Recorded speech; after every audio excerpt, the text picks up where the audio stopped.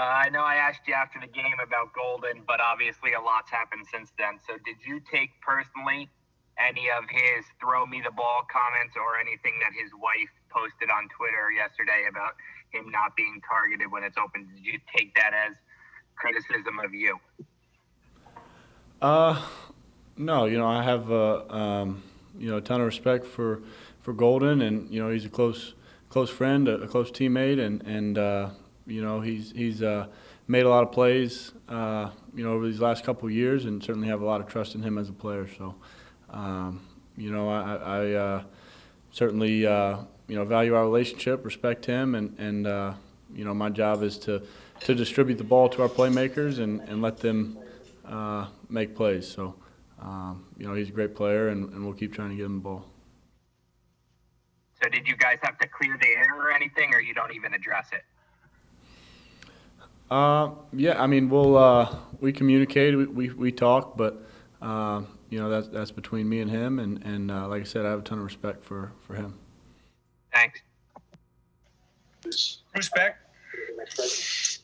Hey, Daniel, how do you block out the noise? How do you deal with the criticism as you prepare for this next ball game?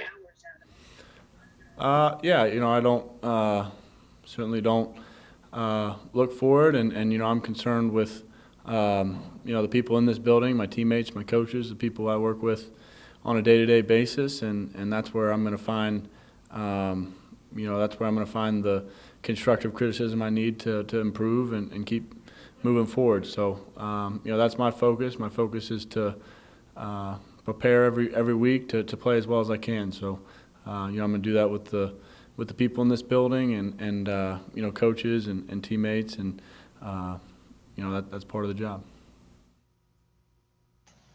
Ed Valentine. Hey, Daniel, you obviously want to succeed. You want to win. You want to make plays. Is it simply a hard thing for you to accept at times that a play is over with and you just need to live for the next one? Yeah, I certainly think that's part of it. I think I need to do a better job understanding when the play's over and when it's not there, and when the best outcome is to throw it away, or in some cases to take a sack, or I think certain situations like that I can certainly improve on, and I'll continue to work on it. Tom Rock.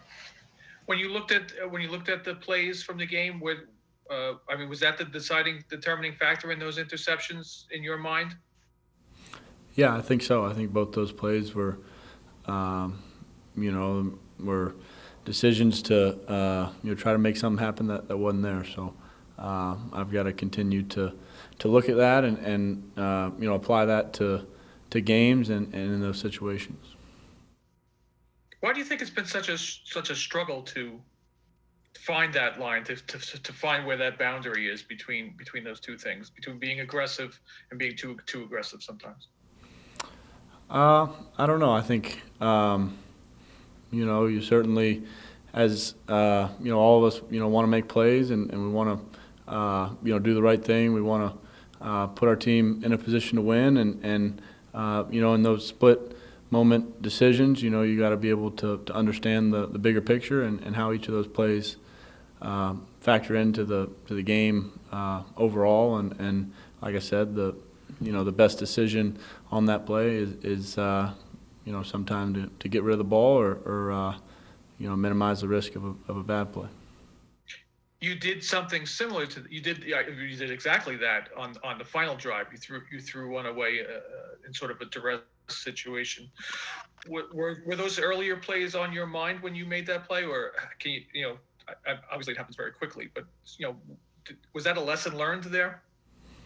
Yeah, I think that was part of it, and I've got to continue to do it. Continue to focus on it, and make sure I emphasize that in my preparation. Thank you. We'll take one more. Jordan. Hey, Daniel. We've kind of spoken about these kind of things before, really pretty much the same kind of mistakes and saying the same things. I'm wondering, do you try and alter some of the things you're doing to try and pound it in your head, or is it just sort of memory repetition where you just want to keep saying the same thing over and over again to yourself to try and make sure that the next time that the same mistake doesn't happen again? Yeah, I think there's certainly things you can change in the way you prepare and what you do on the practice field. I think there's certain drills and certain instances and even in team situations that you can approach differently, and I think keeping that in mind and applying it in all situations, I think is kind of the thing. So I think I'll continue to focus on it, continue to apply it to different situations, and find new and different ways to work on it. And as a team leader with the Golden situation, is that something you feel like needs to be addressed with the group as a whole?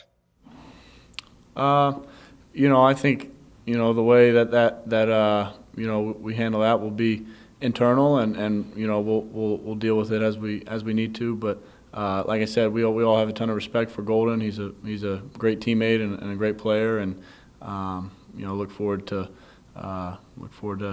getting him back.